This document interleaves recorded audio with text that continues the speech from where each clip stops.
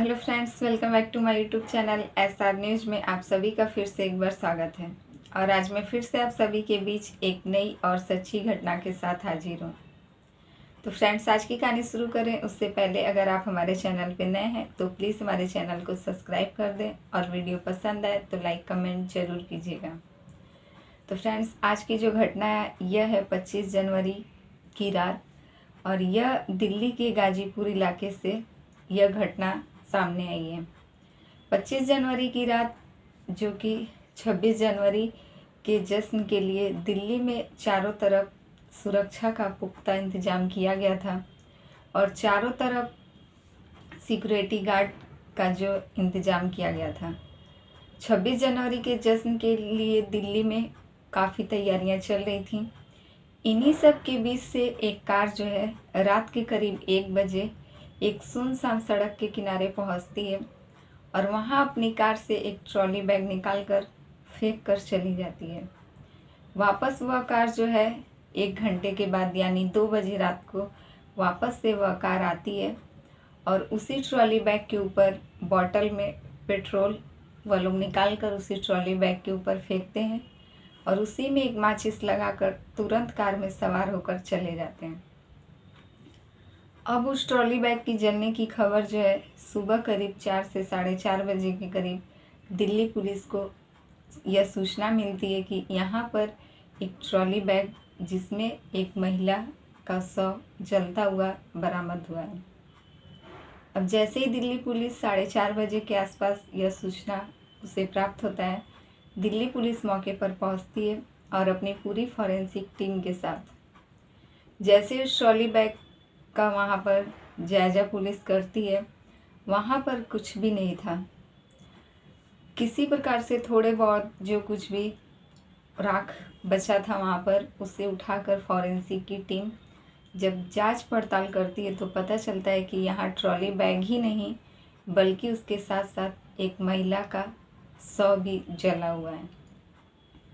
अब इससे यह बात साफ पता चल जाता है कि इस ट्रॉली बैग में एक महिला का शव था। अब पुलिस अच्छे से छानबीन करना शुरू करती है। तभी चारों तरफ इलाके के CCTV को खंगालने के बाद बहुत सारी गाड़ियों की आवाजाही के बीच पुलिस को बहुत सारी गाड़ियों के ऊपर शक होता है, लेकिन जिसमें से एक गाड़ी के ऊपर पुलिस की नज़र पड़ती है और वह गाड़ी उसी इलाके के पास जिस जगह पर वह ट्रॉली बैग जला हुआ था उसी घटना स्थल पर एक कार जो है 1 बजे के रात पहुंचती है और उस कार में से ही वह ट्रॉली बैग बाहर फेंका जाता है, जिसके बाद वह कार वापस चली जाती है। अब 2 बजे के आसपास फिर से वापस वह कार उसी जगह पर पहुंचती है और उसी कार में से जो है उस ट्रॉली बैग के ऊपर पेट्रोल के बाद एक माचिस लगाकर वह कार तुरंत वहाँ से स्टार्ट हो जाती है।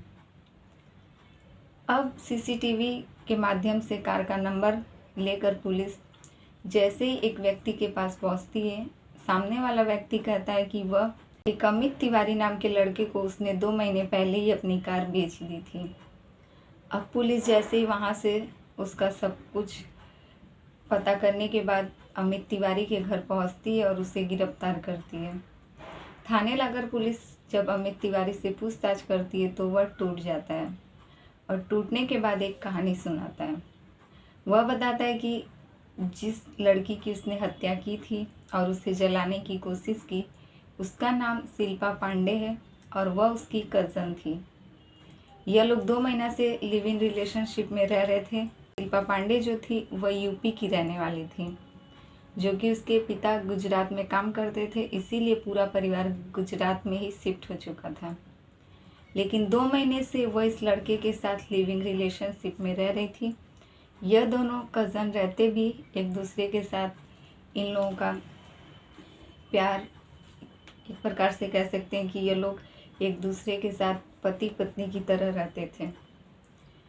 शिल्पा जो है कई दिनों से इसके ऊपर अमित तिवारी के ऊपर शादी का दबाव डाल रही थी, इसीलिए यह उससे परेशान होकर 25 जनवरी की रात दोनों के बीच झगड़ा होता है और हाथापाई के बीच अमित उसका गला दबाकर उसकी हत्या कर देता है। जिसके बाद वो अपने एक दोस्त अनुज को अपने घर बुलाता है, जो कि एक कैब ड्राइवर रहता है, और अनुज के साथ इस शव को ठिकाने लगाने का प्लान रचता है। तभी अमित और अनुज मिलकर यह प्लान करते हैं कि इसे एक ट्रॉली बैग में भर कर ले चलते हैं और यूपी यानी कि गांव के सुनसान इलाके में ले जाकर इसे डंप कर देंगे। जैसे ही वह लोग उसे कार में लेकर निकलते हैं, कई जगह रास्तों पर उनकी जो है छानबीन, उनकी तलाशी ली जाती है, जो कि 26 जनवरी की सुरक्षा को देखते हुए इस प्रकार से वहाँ इंतज़ाम किया गया था कि हर जगह हर एक नाके पर गाड़ियों की जो है चेकिंग चल रही थी।